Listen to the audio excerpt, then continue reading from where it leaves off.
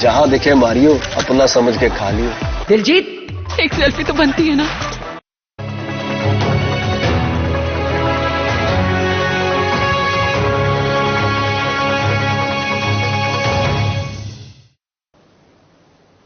नमस्कार, स्वागत है आप सभी का। मैं हूं आपके साथ शाफनी पटना। बुलेटिन की शुरुआत करेंगे, उससे पहले नजर डाल लेते हैं अब तक की बड़ी सुर्खियों पर। सीहोर में किसानों को सीएम ने दिलाया भरोसा, कहा चिंता न करे किसान, किसानों के साथ सरकार हर समय खड़ी।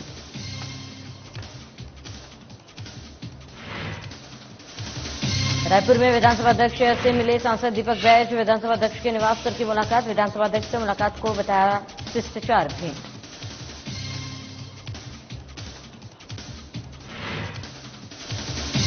रायपुर में पीसीसी स्क्रीनिंग कमेटी की बैठक शुरू, बैठक में सीएम प्रदेश कांग्रेस प्रभारी रहे मौजूद, बैठक में कुल 24 सदस्यों ने की शिरकत।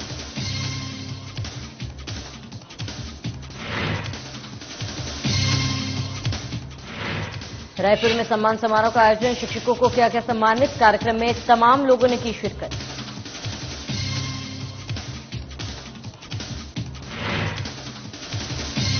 रायगढ़ में श्याम मंदिर का 5 दिवसीय जन्माष्टमी मेला, 5 सितंबर से शुरू होगा जन्माष्टमी मेला, मेले की लगभग सभी तैयारियां पूरी।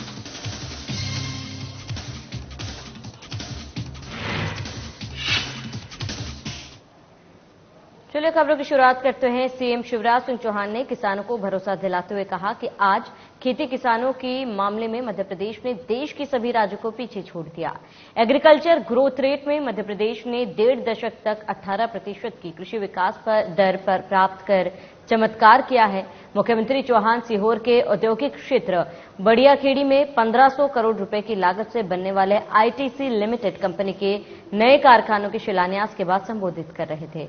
मुख्यमंत्री शिवराज सिंह चौहान ने सीहोर में आईटीसी कंपनी के 2 नए कारखानों इंटीग्रेटेड फूड मैन्युफैक्चरिंग और लॉजिस्टिक्स फैसिलिटी और sustainable packaging products manufacturing facility का शिलान्यास किया। इस अवसर पर मुख्यमंत्री शिवराज सिंह चौहान ने पौधारोपण भी किया। इस दौरान आईटीसी लिमिटेड के चेयरमैन और मैनेजिंग डायरेक्टर संजीव पुरी उपस्थित थे। उन्होंने कहा कि फसल नुकसान से बचने और खेती को लाभ का धंधा बनाने के लिए किसानों को फसल उत्पादन के पैटर्न को बदलना होगा।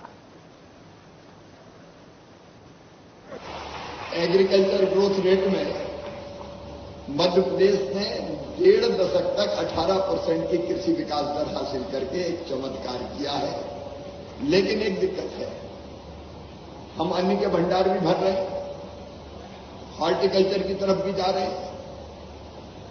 हम जो चीज बना रहे हैं, जो उत्पादित कर रहे हैं, जरूरत थी उसके वैल्यू एडिशन की, ताकि किसान को ठीक दाम मिल सके। 2 बात मेरे दिमाग में मैं सभी किसान भाइयों से भी कहना चाहूंगा। एक तो हमको फसल का पैटर्न बदलना पड़ेगा। अभी देखिए, हम खरीफ की फसल में अधिकतर सोयाबीन और धान केवल 2 चीज लगाते हैं, और कई बार एक फसल पे अगर संकट आ गया तो किसान को बहुत नुकसान होता है।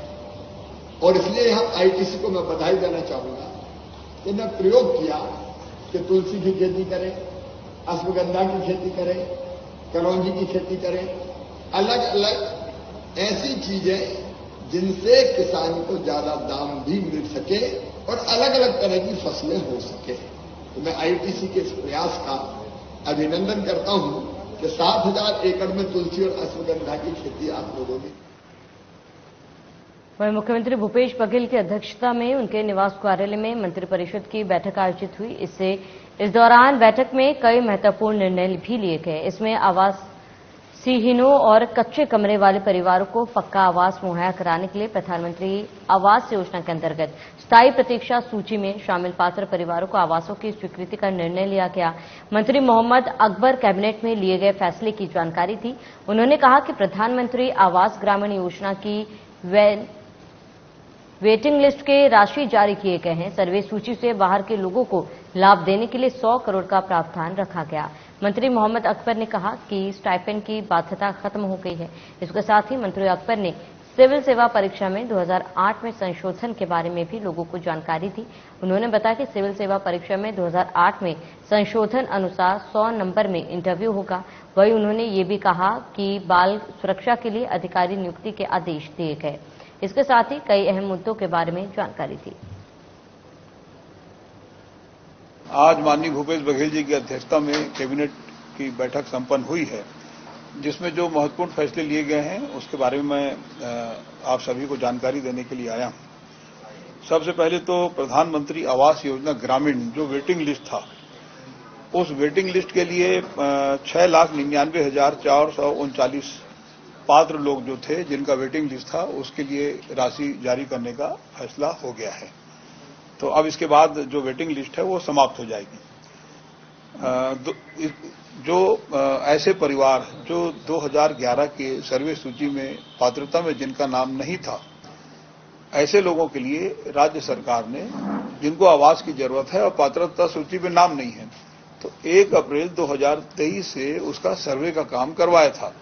उसमें जो संख्या सामने आई थी वो है 47,090। तो ये जो 2011 के सर्वे सूची में नाम नहीं होने के कारण जो पात्र लोग हैं 47,090, इनको भी आवास की सुविधा देने के संबंध में निर्णय हुआ है और बजट में 100 करोड़ का प्रावधान भी किया गया है।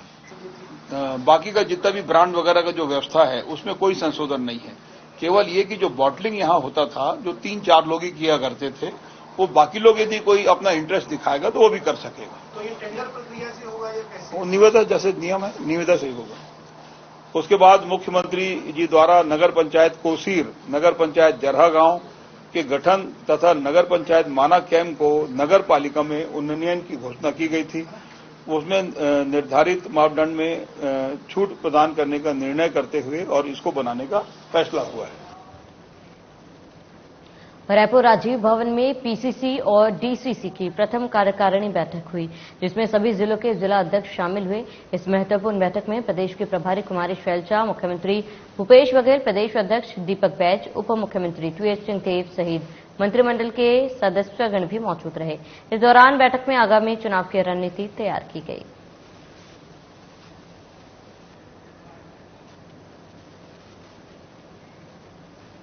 मध्य प्रदेश शासन के आयुष और जल संसाधन राज्य मंत्री रामकिशोर नानो कावरे ने परसवाड़ा विधानसभा क्षेत्र के कई गांव में 1 करोड़ 9 लाख रुपए के विकास कार्य का भूमि पूजन किया। इस अवसर पर जनपद पंचायत परसवाड़ा के अध्यक्ष समल सिंह धुर्वे, उपाध्यक्ष कांति रहांग डाले समेत बड़ी संख्या में ग्रामीणजन मौजूद रहे। इस दौरान मंत्री कावरे ने ग्राम पंचायत परसाटोला के भिलेवानी में 15 लाख रुपए की लागत से बने सामुदायिक प्रशिक्षण केंद्र भवन का लोकार्पण किया और परसाटोला में 15 लाख रुपए की लागत से बनने वाली राशन दुकान के लिए भूमि पूजन किया। साथ ही कुमादेही में लघु वनोपज संग्रहण करने वाले हितग्राहियों को चरण पादुका और पानी की बोतल का वितरण भी किया गया।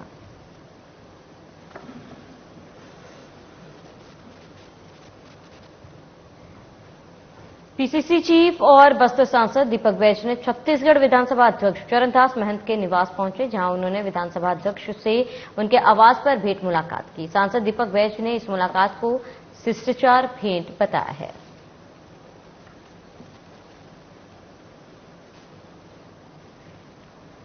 छत्तीसगढ़ में पीसीसी स्क्रीनिंग कमेटी की बैठक हुई, जिसमें प्रदेश कांग्रेस की प्रभारी कुमारी शैलजा, सीएम भूपेश बघेल, प्रदेश अध्यक्ष दीपक बैज सहित कुल 24 सदस्यों की बैठक की गई।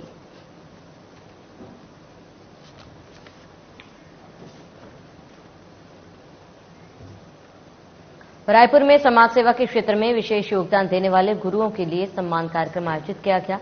कार्यक्रम प्रमुख समाजसेवी और बीजेपी प्रदेश मीडिया प्रभारी सीए अमित चिमनानी ने बताया कि वो शिक्षक ही होता है जो बच्चों के हुनर को पहचान कर उन्हें निखारता है। आज जितने भी बड़े बड़े विद्वान, साइंटिस्ट, उद्योगपतियों के हुनर को पहचान कर उस क्षेत्र में आगे बढ़ा है।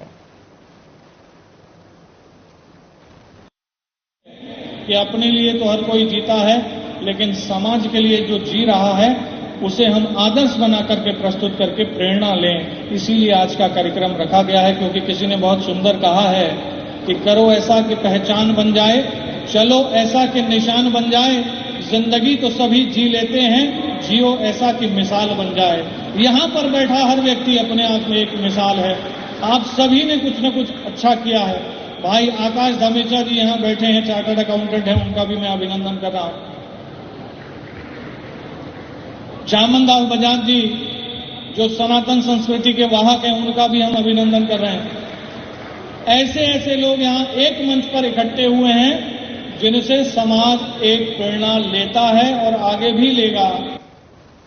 सुरक्षा और कानून व्यवस्था को ध्यान में रखते हुए पुलिस महानिरीक्षक रेंज जिला रायपुर आरएल डांगी और वरिष्ठ पुलिस अधीक्षक प्रशांत अग्रवाल के निर्देश अनुसार रायपुर पुलिस के समस्त पुलिस व राजपत्रित अधिकारियों के नेतृत्व में थाना प्रभारियों सहित पुलिस बल द्वारा अपने अपने अनुभाग के थाना क्षेत्र में विजिबल पुलिसिंग के अंतर्गत पैदल पेट्रोलिंग वाहन की जांच की गई।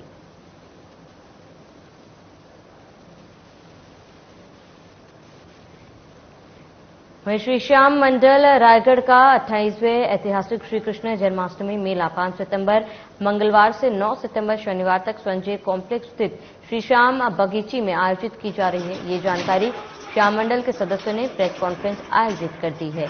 इस बार की झांकियों में उज्जैन महाकाल की भस्म आरती, तिरुपति बालाजी और वृंदावन के बांके बिहारी सहित अन्य लोक लुभावना झांकियां प्रस्तुत की जा रही है। झांकियों के निर्माण की अंतिम पड़ाव पर है। कोलकाता के कुमार टोली और निमोरा प्रलय आर्ट के मूर्तिकार अपनी कला के द्वारा बेजोड़ आकर्षक और जीवंत मूर्तियों का निर्माण कर रहे हैं। इन सभी झांकियों को व्यवस्थित और भव्यता देने के लिए श्याम मंडल के कार्यकर्ता जी जान से लगे हुए हैं। श्री श्याम मंडल रायगढ़ द्वारा श्री श्याम जुलनोत्सव कृष्ण जन्माष्टमी उत्सव 5 सितंबर से 9 सितंबर 2023 तक 5 दिवसीय आयोजन किया जा रहा है। इसमें 7 सितंबर को श्री कृष्ण जन्मोत्सव रात्रि 12 बजे श्याम मंदिर में मनाया जाएगा।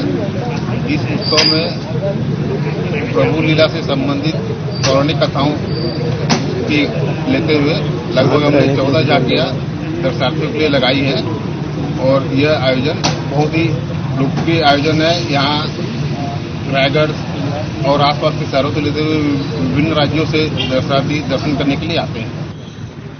यह हमारा 28वां वर्ष है कृष्ण जन्मोत्सव का। इस बार हम विशेष रूप से झांकियों को भव्य बनाने का प्रयास किए हैं।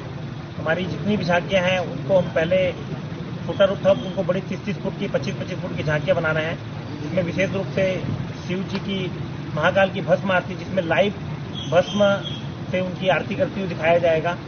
शेष सैया का है, विष्णु जी की शेष सैया है, जिसमें पूरा पानी से लाइव पानी का रहेगा। पूरा अनुभव होगा कि ये समुद्र के बीच में शेष सैया है। इसी प्रकार आपकी ये कृष्ण जी के जीवन के ऊपर बहुत सारे प्रसंग हैं, उनकी माखन चोरी के प्रसंग हैं, राम जी का दरबार है, हनुमान जी की कई सारी झांकियां हैं जिसमें उनका राम जी के प्रति प्रेम है और सूर्य को निगलते हुए हनुमान जी हैं। इस प्रकार से लगभग सभी प्रसंग हमने प्रयास किए हैं कि पौराणिक कथाओं से सब प्रसंग लेकर के झांकियों को बृहद और भव्य रूप दिया। सारंगढ़ बिलाईगढ़ जिला का गठन हुए अब 1 वर्ष पूर्ण हो गया। इस अवसर को यादगार बनाने के लिए जिला मुख्यालय सारंगढ़ के खेल भोंटा मैदान में वर्षगांठ मनाया गया। इस अवसर पर संसदीय सचिव और विधायक चंद्रदेव राय बतौर मुख्य अतिथि के रूप में शामिल हुए, जबकि विधायिका उत्तरी गणपत जांखड़े ने इसकी अध्यक्षता की। वहीं संसदीय सचिव चंद्रदेव राय और विधायक उत्तरी गणपत जांखड़े ने केक काटकर जनप्रतिनिधियों का मुंह मीठा किया और बधाई दी। आदरणीय मुख्यमंत्री भूपेश बघेल जी, इन कांग्रेस की सरकार बनते ही हमारे सारंगढ़ और बिलाईगढ़ 2 अलग जिला रही से, 2 अलग अलग संभाग के हिस्सा रही से, दोनों ला मिला के एक संयुक्त रूप से सारंगढ़ और बिलाईगढ़ जिला के पहचान दी। आज होकर 1 साल पूरा वर्षगांठ के अवसर में मैं जिला वासी मन ला पूरा बधाई देता हूँ, शुभकामना देता हूँ। छत्तीसगढ़ सरकार के मुखियाला आदरणीय मुख्यमंत्री भूपेश बघेल जिला, पूरा मंत्रिमंडल ला, हमारे प्रभारी मंत्री जी पटेल जिला, सब ले अवसर में मैं सादर आभार व्यक्त करता हूँ। बहुत बहुत बधाई, बहुत बहुत शुभकामनाएं। और आज छत्तीसगढ़िया ओलंपिक खेल के भी शुभारंभ के अवसर पे मैं सब खिलाड़ी भाई बहन मन ला, हमारे जिलावासी के जनप्रतिनिधि मन ला, हमारे यहाँ के विधायक जी मन ला, आप सब ला बहुत बहुत बधाई, बहुत बहुत। कलेक्टर तारन प्रकाश सिन्हा और वरिष्ठ पुलिस अधीक्षक सदानंद कुमार कल देर रात रायगढ़ जिले के सीमावर्ती इलाकों के निरीक्षण में निकले। उन्होंने सीमा पर बने हमीरपुर और रेंगालपाली चेक पोस्ट का जायजा लिया। इस दौरान आने जाने वाले वाहनों की सघन जांच भी उन्होंने अपने सामने करवाई। अधिकारियों ने बॉर्डर के चेक पोस्ट पर तैनात कर्मचारियों को गुजरने वाले हर गाड़ी की मुस्तैदी से जांच करने और अवैध और संदिग्ध परिवहन पर तत्काल कार्रवाई करने के साथ अपने उच्च अधिकारियों को सूचित करने के निर्देश दिए। इस बीच गुजर रही गाड़ियों के निरीक्षण के दौरान अवैध गिट्टी परिवहन करता एक ट्रक भी पकड़ा गया। कलेक्टर सिन्हा ने कहा कि चुनाव नजदीक है और ऐसे में पैसों, शराब और अन्य सामग्रियों के अवैध परिवहन के मामले सामने आते हैं, जिसको लेकर जांच अभियान चलाया जा रहा है।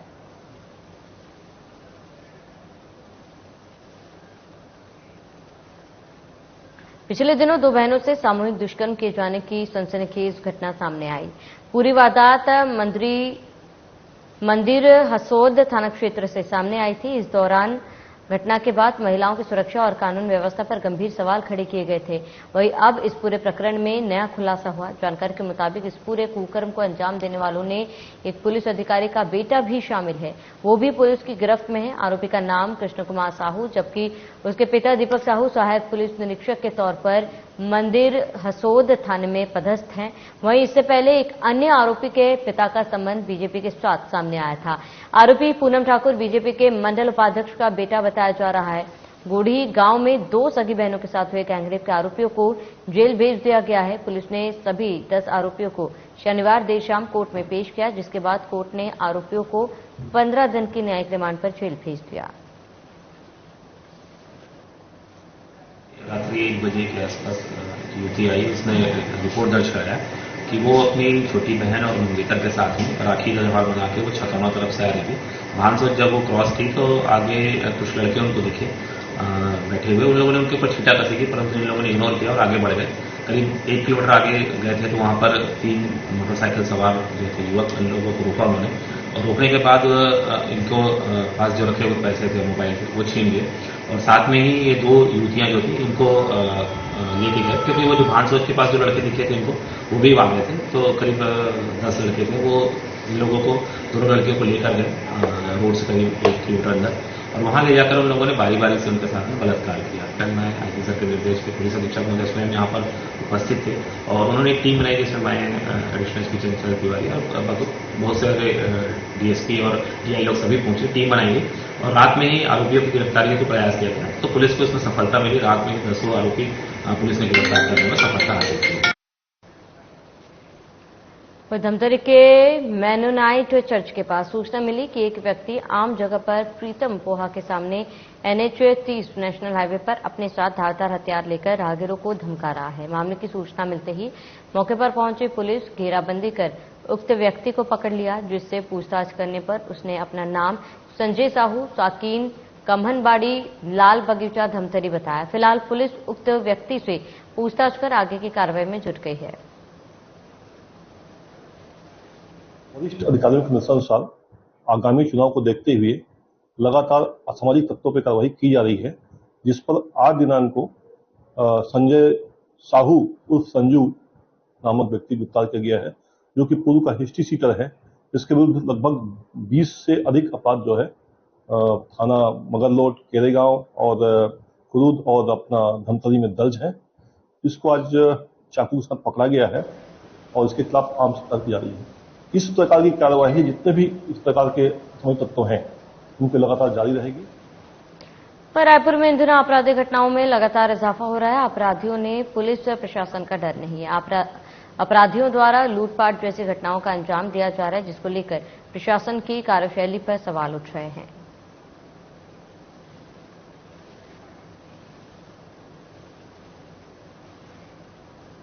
सनी मिश्रा नामक एक युवक की लाश संदिग्ध परिस्थितियों में पुलिस ने ग्राम कोटाभरी में देर शाम को बरामद की। लाश के पास से ही पुलिस ने बंदूक भी बरामद किया। युवक की लाश को पोस्टमार्टम के लिए ले जाया गया।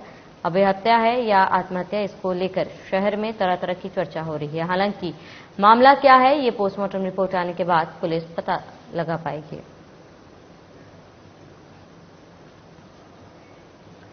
बेहर में कलेक्टर और जिला निर्वाचन अधिकारी डॉक्टर गिरीश कुमार मिश्रा और पुलिस अधीक्षक समीर सौरभ ने जिले के दुरुस्त आदिवासी बाहुल्य क्षेत्र में आयोजित मतदाता जागरूकता अभियान में हिस्सा लिया और मतदाताओं को आगामी विधानसभा चुनाव में मतदान करने की शपथ दिलाई। मतदाताओं को शपथ दिलाई गई कि वे अपनी पसंद की सरकार चुनने और गांव के विकास में अपनी सहभागिता सुनिश्चित करने के लिए मतदान के लिए सारे काम छोड़कर सबसे पहले मतदान करेंगे। मतदाताओं को ये भी शपथ दिलाई गई कि वे क्षेत्र, जाति, धर्म, संप्रदाय, भाषा, बोली, लिंग आदि का भेद किए बगैर और किसी के दबाव का प्रलोभन में आए बगैर मतदान करेंगे। इस दौरान ग्रामीणों को बताया गया कि लोकतंत्र की मजबूती के लिए सभी मतदाताओं का मतदान करना बहुत जरूरी है।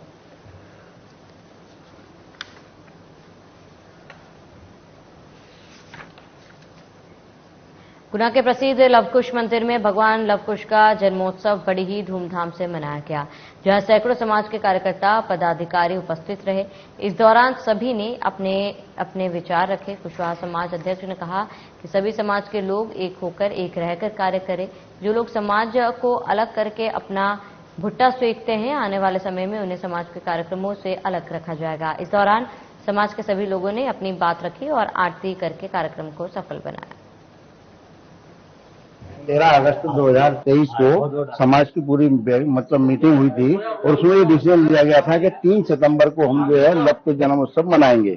उसी परिप्रेक्ष्य में आज जो है कुशवाहा लवकुश मंदिर एवं कुशवाहा धर्मशाला ट्रस्ट एवं कुशवाहा सामूहिक विवाह सम्मेलन समिति के संयुक्त तत्वाधान में आज लवकुश जन्मोत्सव मनाया जा रहा है, जिसमें सबसे पहले जो है लवकुश मंदिर में पूजा अर्चना की गई। उसके बाद जो है लवकुश कांड का पाठ किया गया, उसके बाद सुंदर कांड का पाठ किया गया, उसके बाद जो है सबके साथ भोजन प्रसादी का कार्यक्रम है। तत्पश्चात 7 बजे फाइनल रूप से आरती होने के बाद जो है कार्यक्रम का समापन हो जाएगा। आज लवकुश मंदिर पर कुशवाहा समाज और यहाँ की ट्रस्ट और विवाह सम्मेलन समिति सबने मिलकर के कार्यक्रम समाज की तरफ से रखा था। हमारे आराध्य लवकुश भगवान का जन्मोत्सव मनाया गया, यहाँ पर पूजा अर्चना हुई, उनका पाठ हुआ और सभी लोग यहाँ उपस्थित हुए हैं। बड़ा जो है कार्यक्रम अच्छा रहा और मैं ये कहना चाहता हूँ कि समाज इस तरीके से साथ में रह करके सब कार्यक्रम करता रहे तो समाज एकजुट रहेगा। आज हम लोग लवकुश जन्मोत्सव पे इकट्ठे हुए हैं, यहाँ पे आज कार्यक्रम रखा गया है और अच्छा लगा, बहुत अच्छा कार्यक्रम रहा और सभी से कामना है कि सब लोग मिलजुल के जो है ना उस उत्सव को मनाएं और ये महिलाएं जो मतलब महिला संगठन के रूप में कार्य कर रही है, बहुत अच्छा कर रही है, क्योंकि हमारा समाज बहुत पिछड़ा हुआ है, वो आगे नहीं आती है उसकी महिलाएं, कम से कम उनको आगे आना चाहिए, समाज के लिए कुछ करना चाहिए। सब लोग जैसे एक माला है, सभी एक साथ बने रहे और मेरा उद्देश्य है कि सारे काम जन हित के हो जो समाज के लिए क्या अच्छे से अच्छा कर सकते हो, बहुत अच्छा हो, सभी लोग एकजुट बने रहे। और जिस तरीके से आज हमारे सभी समिति के सदस्यों द्वारा माननीय अध्यक्ष जी द्वारा ये लवकुश का जन्मोत्सव मनाया गया है, ये 1 महीने तक चलेगा पूरा और यहाँ सभी इसी तरीके से मनाते रहे। आज भगवान का लवकुश जन्मोत्सव बड़े धूमधाम से मनाया गया। आगे भी हमारी ऐसी गतिविधियां भगवान के लवकुश जन्म को लेकर चलती रहेंगी। 1 महीने विगत 1 महीने तक हमारा कार्यक्रम चलेगा। जिले भर में, पूरे प्रदेश भर में इस तरह का कार्यक्रम आयोजित किए जाएंगे। इसमें भगवान का हम जन्मोत्सव मनाएंगे और भगवान से प्रेरणा लेकर हम आगे की जो भी जीवन दिनचर्या सुधार। कमलनाथ का गढ़ छिंदवाड़ा जिले के अमरवाड़ा विधानसभा में पहली बार कांग्रेस से इतनी फूट दिखाई पड़ रही है। एक तरफ कांग्रेस 2 अलग-अलग गुटों में दिख रही है तो वहीं दूसरी ओर असंतुष्ट गुट लगातार विरोध करते दिखाई नजर आ रहे हैं। आपसी सामंजस्य न होने के चलते कांग्रेस इस विधानसभा में टूटती नजर आ रही है। वर्तमान में विधानसभा में जहां कांग्रेस विधायक का दबदबा बरकरार है तो वहीं दूसरी तरफ असंतुष्ट गुटों के द्वारा इस बार विधानसभा में नए चेहरे को लेकर लगातार मांग उठाई जा रही है। फिलहाल अमरवाड़ा विधानसभा में टिकट को लेकर विनय आरती का पल्ला भारी दिखाई पड़ रहा है। अब देखना ये होगा कि क्या पीसीसी चीफ कमलनाथ इस विधानसभा के टिकट युवा हाथों में देते हैं या यथावत रखते हैं, ये तो आने वाला समय ही बताएगा। परंतु कांग्रेस में टिकट को लेकर घमासान जारी है। अपने अमरवाड़ा विधानसभा के संबंध में मैं सन 80 से आदरणीय कमलनाथ जी के नेतृत्व में सिपाही के रूप में मैं काम करते रहा। 20 साल सरपंच रहा, जनपद सदस्य रहा, जिला पंचायत सदस्य में पूर्वज रहा और वर्तमान में अभी भी मैं जिला पंचायत सदस्य जीतकर पहुंचा हूं। पीसीसी सदस्य भी रहा हूं मैं। और यहाँ आज विधानसभा की जो बात लेकर जो हमारे माननीय विधायक जी जो के कार्यकाल जो चल रहा है 10 साल बिल्कुल निष्क्रिय है, और इसमें हमारे अमरवाड़ा विधानसभा के सभी कार्यकर्ता दुखी है। हमने अपनी बात, देखो हम तो कांग्रेस का काम करेंगे, मगर अगर टिकट नहीं देते हैं तो यहाँ कुछ भी हो सकता है, हम जीतने की गारंटी नहीं दे सकते। चुनाव कोई भी हो बड़े महत्वपूर्ण होते हैं, और कुल मिलाकर ये है अमरवाड़ा विधानसभा आदिवासी बहुल विधानसभा है। यहाँ विधानसभा में हम अपनी तरफ से नहीं बल्कि पूरे विधानसभा हम घूमते हैं रिश्तेदारी में, चाहे पार्टी संगठन के काम से, तो हर जगह एक ही आवाज आ रही है कि टिकट परिवर्तन होना चाहिए। चलिए इसी के साथ इस बुलेटिन में फिलहाल में इससे देते हैं। देश प्रदेश की तमाम बड़ी खबरों के लिए बने रहे हमारे साथ।